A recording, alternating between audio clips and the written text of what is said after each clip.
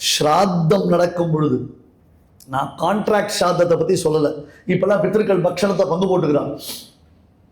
சாதாரணமாக ஸ்ராத்தங்கள் எப்படி பண்ணுறாளோ அந்த கிரமத்தில் நடக்கும் பொழுது சுவாமிகள் 3 பேரை நாம் பிரார்த்திப்போம் இல்லையா, அந்த 3 சுவாமிகள் உட்கார்ந்து சாப்பிட்டு இருப்பா. அவள் சாப்பிடச்ச அபிஸ்ரவணம் ஜபிக்கிறதுன்றதாக ஒரு பண்பாடு உண்டு. என்ன, வெளியில் அந்த சாப்பிட்ற உள்ளுக்கு வெளியில் சில பிராமணர்கள் உட்கார்ந்து புருஷ சுத்தம், ஸ்ரீ சுத்தம், உபனிஷத்லாம் சேவிப்பான். அப்போ ஸ்ரீமத் ராமாயணத்தில் இந்த கங்காவதரண கட்டத்தை சேவிக்கணும். பகவத்கீதையில் 8வது அத்தியாயத்தை சேவிக்கணும். இதெல்லாம் எதுக்கு?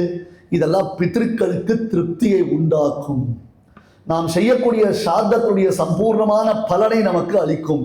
அவர்கள் காதல் விழும்படியாக இந்த கங்காவதரண கட்டம், ஸ்ரீமத் ராமாயணத்தில் பகீரதன் கங்கையை பூமிக்கு கொண்டு வந்ததான சரித்திரத்தை அதை அப்படியே பாராயணம் பண்ணி உட்காந்துட்டு இருப்பான். அவள் பாராயணம் பண்ணுவா.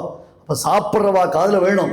அவள்லாம் யார்? சாட்சாத் தேவதா ஸ்வரூபம், பித்ரு தேவதைகளுடைய ஸ்வரூபம். அப்போ அந்த பித்ருக்களுக்கு திருப்தி உண்டாகும். இது இன்னைக்கு எத்தனை பேர் நாம் தெரிஞ்சு வச்சுட்டு இருக்கோம்?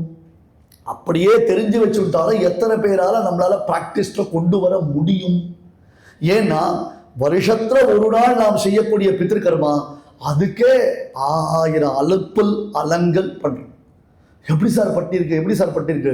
வேற வழி இல்லைப்பா, உனக்கு சுகர் டெஸ்ட் எடுக்கணும், உன் பிளட்ல ஏதோ கலந்துருக்கு, இன்னைக்கு கார்த்தலைக்கு நீ எச்ச கூட முழுங்கக்கூடாது, மத்தியானம் 2 மணிக்கு மேலே தான் உனக்கு பிளட் சுகர் டெஸ்ட் பண்ண போகிறேன், அது வரை நீ எதுவும் சாப்பிடக்கூடாதுன்னா வாய மூடின்னு இருக்கிற நாமும் ஒரே ஒரு நாள் நம்முடைய பித்ருக்களுக்காக ஒரு ½ டே ஸ்பெண்ட் பண்ணுறதுக்கு என்னமாய் மாதம் பேசுகிறோம். நம்ம ஒரு கிராட்டிடியூட் இருக்க வேண்டாமா? ஒரு ஹியூமன் டெண்டன்சி இது. சும்மா ஒரு ஹியூமனிட்டி, அதுக்கு ஒரு கிராட்டிடியூட் இருக்கக்கூடாதா?